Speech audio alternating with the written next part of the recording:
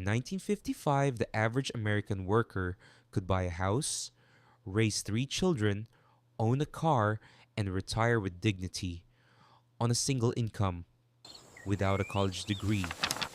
Today, that same dream costs four times more than the average person earns. The house is gone, the retirement is gone, the security is gone, and the worst part? Nobody's coming to fix it. What you're about to watch is not a political argument. It's not a left or right debate. It is an autopsy. A cold, documented, undeniable autopsy of the most powerful economic dream in human history. And what we're going to find inside is going to disturb you because the American dream didn't just die, it was dismantled piece by piece over decades by design. This is that story. To understand what was lost, you have to understand what it actually was. After World War II, America emerged as the undisputed king of the world. Its factories were intact. Its population was hungry to build. And for the first time in history, ordinary people were handed a genuine path upward. A man could graduate high school, work at a factory, buy a home, send his kids to college, and retire at 65 with a pension. No MBA, no inheritance, no algorithmic advantage, just work. It sounds like fantasy now, because it is. But for nearly 3 decades, between 1945 and the mid 1970s, it was simply called Tuesday. Median household income doubled in real terms. Home ownership hit 65%. The middle class swelled to encompass more than half the nation. For one brief, extraordinary moment in human history, a large country actually made its ordinary people prosperous. And then it stopped. The first fracture came quietly in 1971. President Nixon made a decision that would echo for 50 years. He severed the dollar's tie to gold, a system called Bretton Woods, and turned the American currency into pure faith, pure air, pure promise. The printing press was now unlimited. Then came the oil shocks, the stagflation, the quiet beginning of the end of American manufacturing dominance. In the 1980s, a new economic philosophy swept in like a cold wind. Call it trickle down, call it supply side, call it what it actually was, the systematic transfer of wealth upward, dressed in the language of freedom. Corporate taxes collapsed, union membership collapsed, wages for everyone below the top 20% quietly flatlined for decades. But here's what made it invisible. They gave you credit. They handed the working class a credit card and told them it was prosperity. And for a while, it felt like nothing had changed. The house was still there.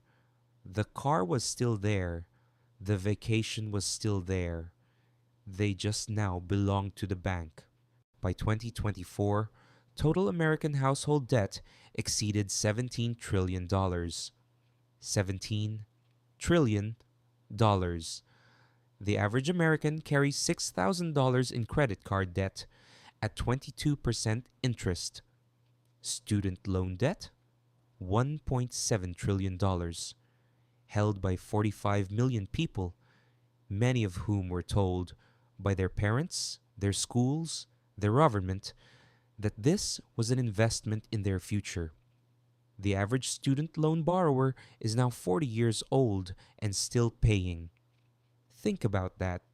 They took out loans at 18, following the advice of every adult in their life, and they are now watching their own children grow up, still in debt for an education that did not deliver what it promised. This is not misfortune. This is architecture. The debt was designed to be inescapable. Student loans are the only class of debt in America that cannot be discharged in bankruptcy. The only one. You can walk away from a failed business, from a gambling debt, from a medical catastrophe, but you cannot walk away from wanting an education. The trap was built on purpose, and millions walked straight into it because they trusted the system. Now, here is where it gets darker, because a population that's struggling, that's afraid, that's watching its dreams evaporate, is a dangerous population unless you can keep it distracted. Enter the machine. From 24-hour cable news designed to manufacture outrage, to social media algorithms built to maximize anxiety, to a political system that discovered generations ago that a divided country never organizes against the people dividing it. Red versus blue, left versus right, urban versus rural, while the top 1%, regardless of political party, quietly absorbed 38% of all new wealth generated since 1980. Let that number live in your chest for a moment. 38% to 1%. And while you were arguing about culture wars, while the news kept you enraged about everything except the numbers, the transfer kept happening quietly, legally, relentlessly. The distraction machine is not a conspiracy. It doesn't need to be. It is simply an incentive structure. The people who benefit from your confusion fund the systems that keep you confused, and you paid for it with your attention, your time, and your future. Here is the collapse in numbers, not theory, numbers. In 1980, a median priced home cost approximately 3 times the median annual income. Today, it costs more than 7 times the median income. In most major cities, far more. In 1980, healthcare consumed roughly 9% of GDP. Today, nearly 18%, the highest of any developed nation, with outcomes ranked 37th in the world. In 1980, the top marginal tax rate was 70%. Today, 37%. In 1980, the richest 1% owned 22% of America's wealth. Today, they own 38%. Every single arrow is pointing in the same direction. Upward for them, downward for everyone else.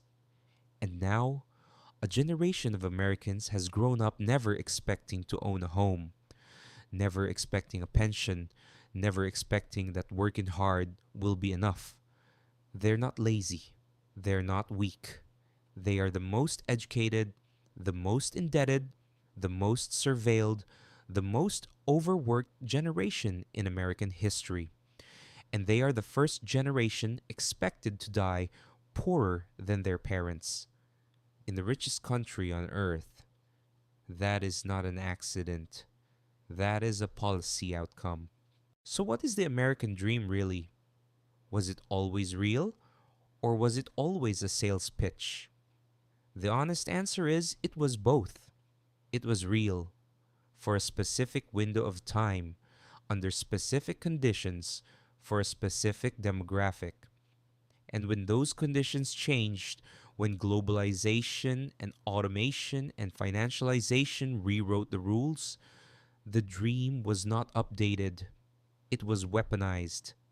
The image of the dream was kept alive in movies, in advertising, in political speeches, long after the underlying math stopped working. Because a population that believes it can still achieve something will work harder, complain less, and blame itself for its own failure. That's the cruelest part. The dream didn't just die, it was used as a guilt device. You couldn't afford the house. You didn't work hard enough. You're buried in student debt. You made bad choices. You can't retire. You didn't save enough.